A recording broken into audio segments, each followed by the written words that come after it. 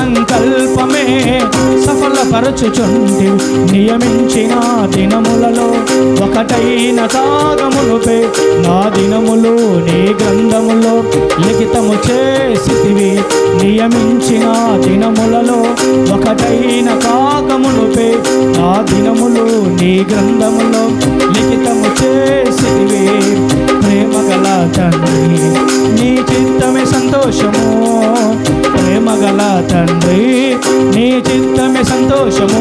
జగన కారణ జన్ముడవు నా స్తుతి కారణభూతుడవు. నిరంతర స్తోత్రార్హుడవనుచు నిత్యము స్తోత్రము చెల్లింతును. భూమండలాధిపతులందరినీ ఏలే దేవుడవు, భూపతులకు అధిపతివి నీవేసయ్యా.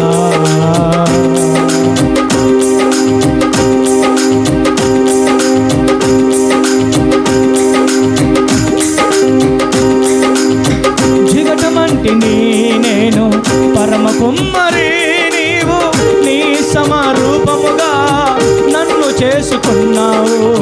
జిగటమంటిని నేను పరమ కుమ్మరి, నీవు నీ సమరూపముగా నన్ను చేసుకున్నావు. నీ చేతి నుండి విడిపోయిన నన్ను మరలా చేతబట్టి నీ సారపై నన్నుంచి ఘనమైన పాత్రగా చేసితివి. నీ చేతి నుండి విడిపోయిన నన్ను మరలా చేతబట్టి నీ సారపై నన్నుంచి ఘనమైన పాత్రగా చేసితివి. ప్రేమగల తండ్రి నీకేమి చెల్లింతును, ప్రేమగల తండ్రి నీకేమి చెల్లింతును. జగన కారణ జన్ముడవు నా స్తుతి కారణభూతుడవు. నిరంతర స్తోత్రార్హుడవనుచు నిత్యము స్తోత్రము చెల్లింతును. భూమండలాధిపతులందరినీ ఏలే దేవుడవు, భూపతులకు అధిపతివి నీవేసయ్యా.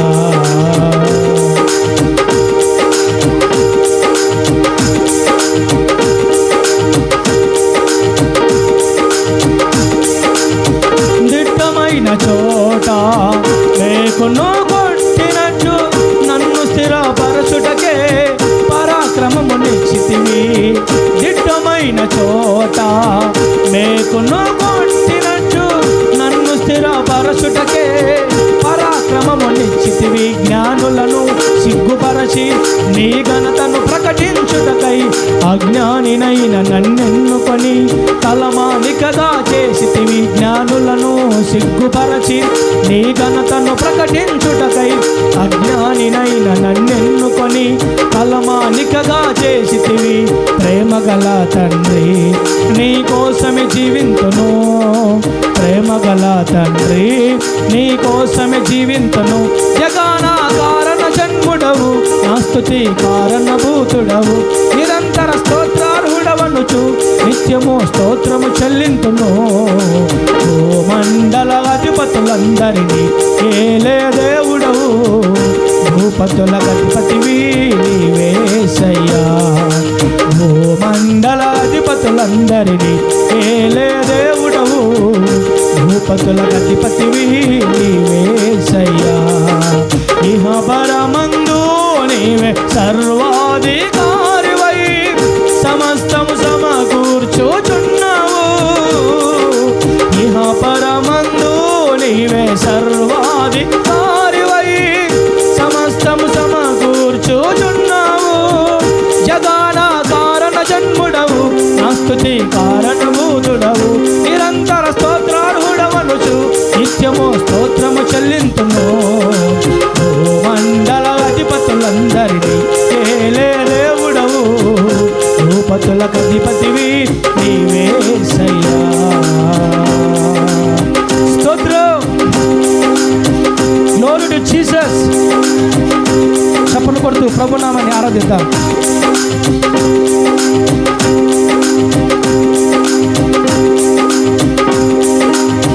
నా స్వయమునంతటిని పగలగొట్టుచుంటివి, నీ సంకల్పమే సఫలపరచుచుంటివి. నా స్వయమునంతటిని పగలగొట్టుచుంటివి, నీ సంకల్పమే సఫలపరచుచుంటివి. నియమించిన దినములలో ఒకటైన కాకమునుపే నా దినములు నీ గ్రంథములో లిఖితము చేసితివి. నియమించిన దినములలో ఒకటైన కాకమునుపే నా దినములు నీ గ్రంథములో లిఖితము చేసితివి. ప్రేమ గల తండ్రి నీ కోసమే జీవింతును. ప్రేమ గల తండ్రి నీ చిత్తమే సంతోషము. జగన కారణ జన్ముడవు నా స్తుతి కారణభూతుడవు. నిరంతర స్తోత్రార్హుడవనుచు నిత్యము స్తోత్రము చెల్లింతును. ఓ మండలాధిపతులందరినీ ఏలే దేవుడవు. భూపతులకు అధిపతివి నీవేసయ్యా. స్తోత్రం హల్లెలూయా. గట్టిగా చప్పట్లు కొడుతూ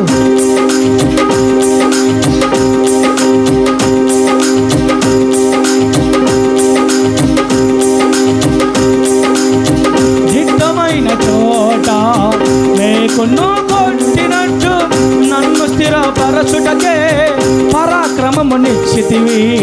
దిట్టమైన చోట మేకును కొట్టినట్టు నన్ను స్థిరపరచుటకే పరాక్రమము నిశ్చితివి. జ్ఞానులను సిగ్గుపరచి నీ ఘనతను ప్రకటించుటకై అజ్ఞానినైన నన్నెన్నుకొని తలమానికగా చేసితివి. జ్ఞానులను సిగ్గుపరచి నీ ఘనతను ప్రకటించుటకై అజ్ఞానినైన నన్నెన్నుకొని తలమానికగా చేసితివి. ప్రేమ గల తండ్రి నీ కోసమే జీవింతును. ప్రేమ గల తండ్రి నీ కోసమే జీవింతును. జగన కారణ జన్ముడవు నా స్తుతి కారణభూతుడవు. నిరంతర స్తోత్రార్హుడవనుచు నిత్యము స్తోత్రము చెల్లింతును. భూమండల అధిపతులందరూ